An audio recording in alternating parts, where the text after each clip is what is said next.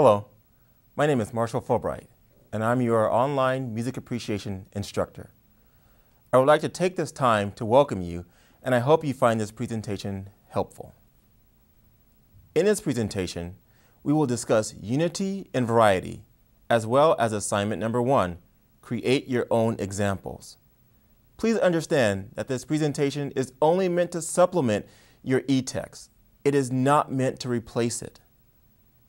It is important that you listen and become familiar with a piece of music really before digging deep into it and attempting to analyze it. It is very difficult to analyze anything, music, art, or even cooking, if you haven't first listened to a piece, seen a piece of artwork, or at least tasted a dish you are attempting to analyze. When you first hear a piece of music, do not try to analyze it or judge it. Just listen to it and see or hear what attracts or catches your attention. Therefore, let's listen to one of Handel's best-known works, See Here the Conquering Hero Comes, from Judas Maccabeus, and I would like you to focus just on listening to the overall piece. Again, do not try to analyze it. Just listen and start absorbing the piece into your memory.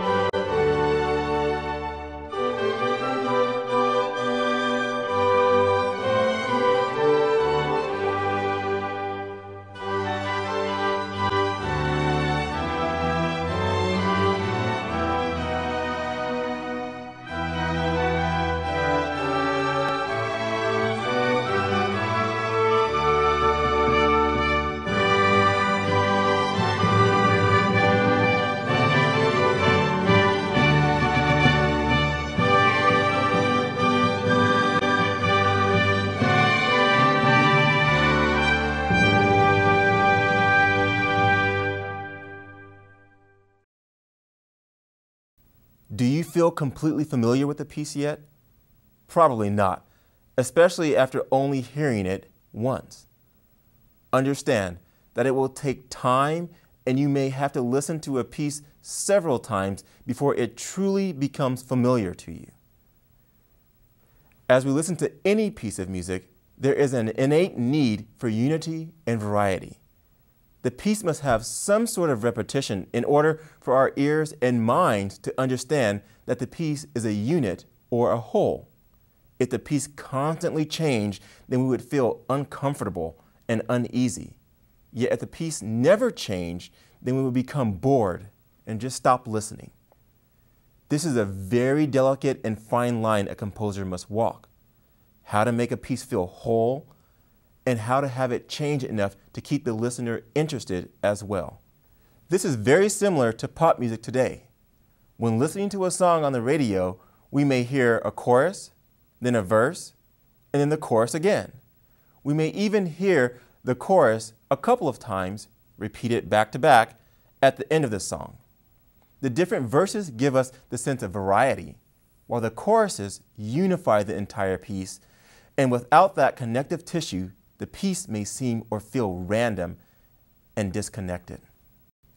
Musical ideas are what composers use in order to help unify a piece. We typically think of these ideas in terms of melodies, but in actuality, a longer melody can be made of smaller sections or ideas. The piece you listened to earlier has two main musical ideas, idea A and idea B. They are different ideas, but similar enough as to make sure the piece still feels as if it is one larger work. Again, if the ideas were too different, then the piece would feel awkward and disjunct. A melody is just like our written and spoken language, in that it has natural resting points. When writing, we use commas and periods in order to indicate breaks. If reading, that is where we would insert short or long pauses.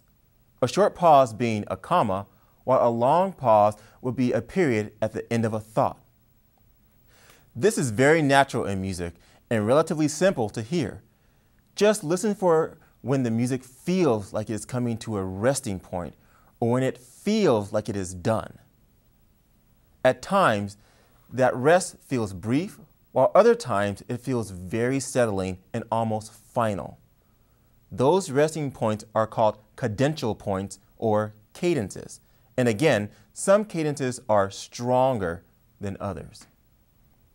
In Handel's piece, we may label the two melodies or tunes as idea A and idea B.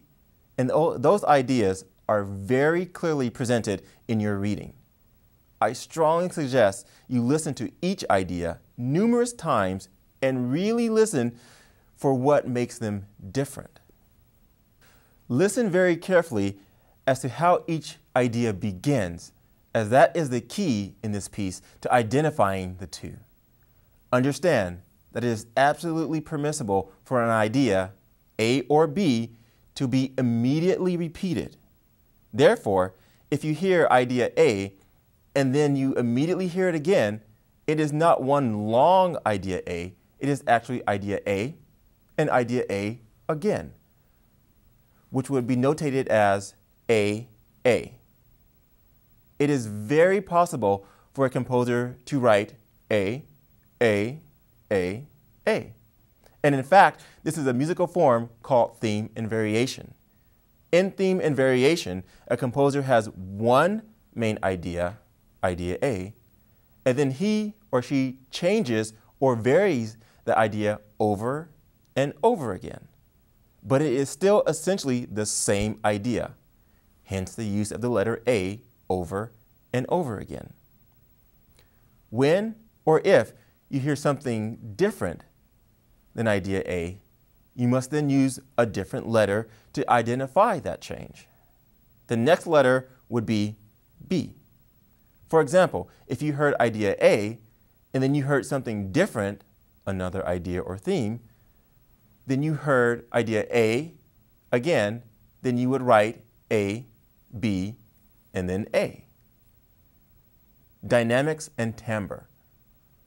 Dynamics are the different levels of volume in a piece of music, and timbre is the different sound sources, the actual physical instruments in a piece of music.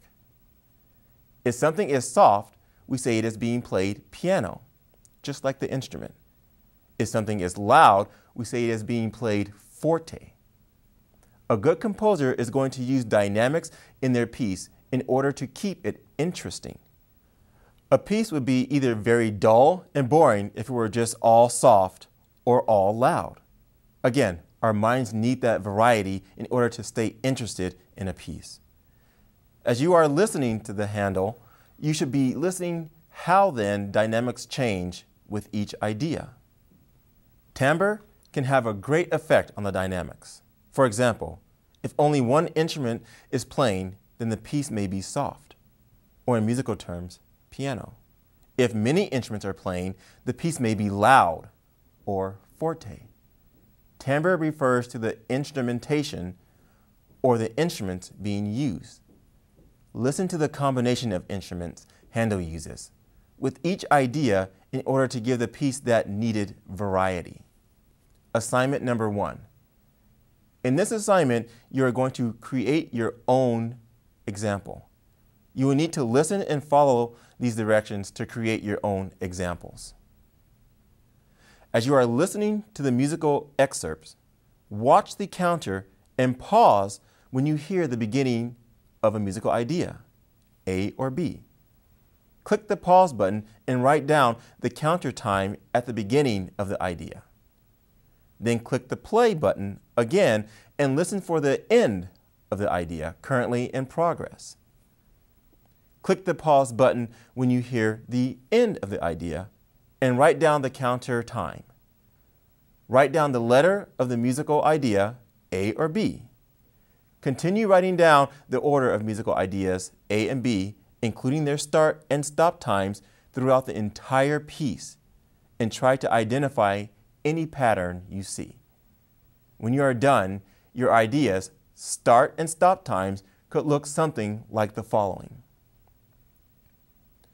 Notice how there is a start time and a stop time for each of the ideas. Notice how there are 3 ideas, A, B, and C, but there is also a repetition of the A idea. This is what your assignment should look like. If you do not give start and stop times for each and every separate idea, then your assignment will not be considered complete. Please take your time with this assignment. Listen, re-listen, and re-listen again if needed.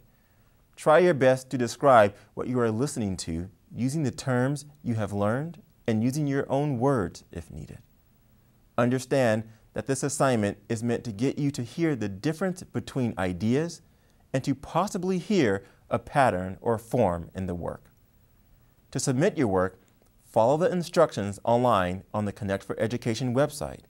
It is very strongly encouraged that you do your work using any word processor and then cut and paste that work into the space provided online so that you do not accidentally lose your work.